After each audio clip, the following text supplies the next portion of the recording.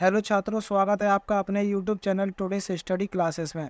छात्रों, आज हम 8th ग्रेड अभ्यास पुस्तिका कक्षा 7 विषय हिंदी का पाठ 14 करेंगे, जिसका नाम है मत ठहरो तुमको चलना ही चलना है।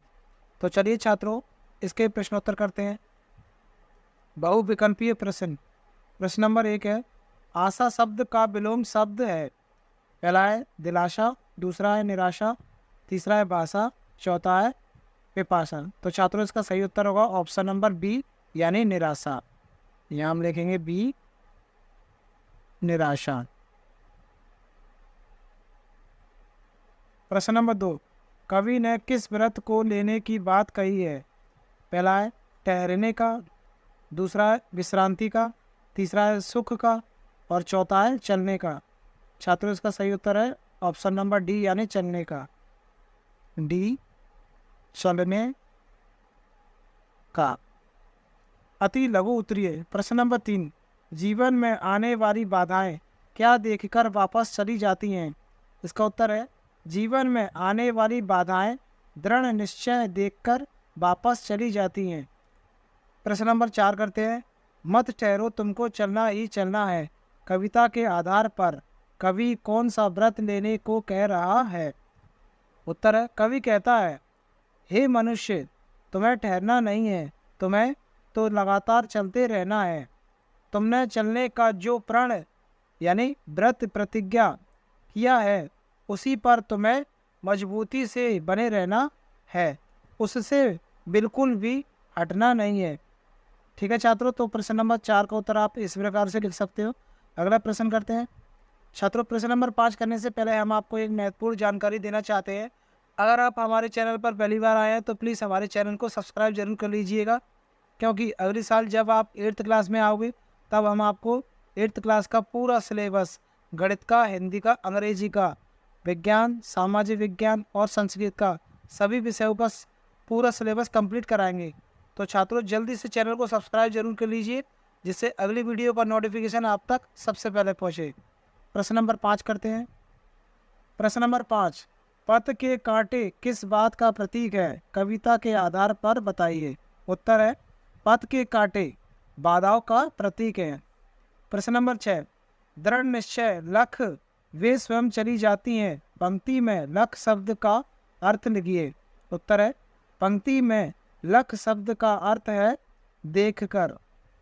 लघु उत्तरीय। प्रश्न नंबर 7, जब चलने का व्रत लिया, ठहरना कैसा। अपने हित सुख की खोज बड़ी छलना है, पंक्तियों का भावार्थ लिखिए। उत्तर है, इस पंक्ति से कवि का आशय है कि अपने मार्ग पर हमेशा आगे बढ़ते रहो, कभी रुको नहीं और परोपकारी बनो, स्वार्थी नहीं। प्रश्न नंबर 8 है, कवि निरंतर चलते रहने को महत्व क्यों दे रहा है। उत्तर है, कवि निरंतर चलते रहने को महत्व इसलिए दे रहा है क्योंकि ठहरना पतन का और मृत्यु का प्रतीक है। जीवन में ठहराव अवनति लाने वाला होता है। ठीक है। प्रश्न नंबर 9 करते हैं। कविता में निरंतर चलने का महत्व बताया गया है, आप पढ़ने का महत्व बताते हुए कोई 4 पंक्तियों की रचनाएं कीजिए।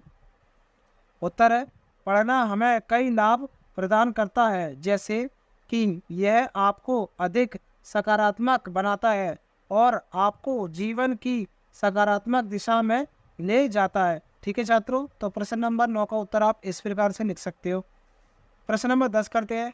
कर लिया काम भज लिया राम, यह सच है, अक्सर खोकर तो सदा हाथ मलना है। उपयुक्त पंक्तियों का अर्थ स्पष्ट कीजिए।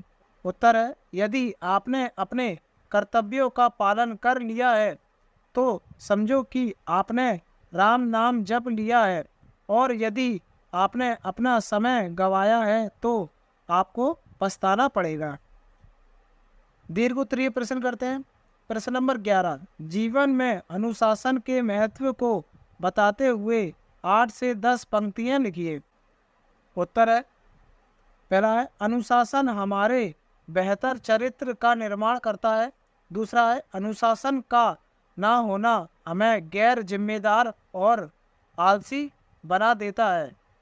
तीसरा है अनुशासन हमें अच्छाई और बुराई में हमें फर्क सिखाता है। चौथा है अनुशासित व्यक्ति का सम्मान सभी करते हैं। पांचवा है एक अनुशासित व्यक्ति अपने साथ साथ समाज का भी कल्याण करता है। ठीक है छात्रों, तो यहाँ प्रश्न नंबर 11 का उत्तर आप इस प्रकार से लिख सकते हो। प्रश्न नंबर 12 करते हैं छात्रों। प्रश्न नंबर 12 करने से पहले हम आपको एक जानकारी देना चाहते हैं। 8th ग्रेड अभ्यास पुस्तिका कक्षा 7 विषय गणित की सभी अध्याय हमने कंप्लीट कर लिए हैं। हमारे YouTube चैनल की प्लेलिस्ट में जाकर आप उन अध्यायों को पढ़ सकते हो और अपनी पुस्तक में भर सकते हो। प्रश्न नंबर 12 करते हैं। प्रश्न नंबर 12 है कविता के आधार पर चलना शब्द का अर्थ लिखते हुए बताइए कि जीवन में आगे बढ़ना क्यों महत्वपूर्ण है। उत्तर है प्रकृति ने हमारे शरीर का ढांचा इस प्रकार बनाया है कि वह हमेशा आगे बढ़ने के लिए ही हमें प्रेरित करता है।